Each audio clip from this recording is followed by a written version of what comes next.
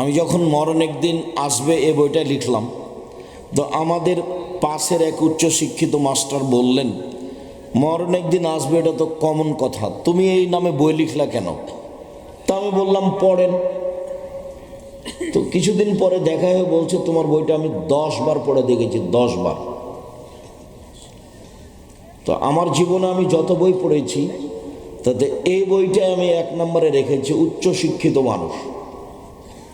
মরণ একদিন আসবে। মানুষের জীবন একেবারেই অস্থায়ী, আর যা উপার্জন করেছে তা 4 ভাগে ভাগ।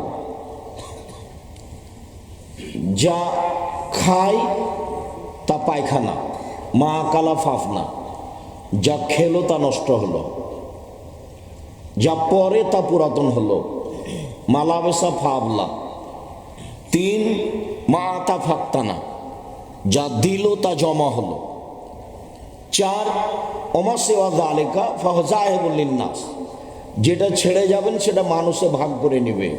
স্বাভাবিক গতিতে ভাগ করবে, না হয় মারামারি করে ভাগ করবে, না হয় মামলা করে ভাগ করবে। ভাই ভাই হলে হতে পারে, যেভাবে হোক প্রয়োজনে মারামারি করে ভাগ করে নেবে।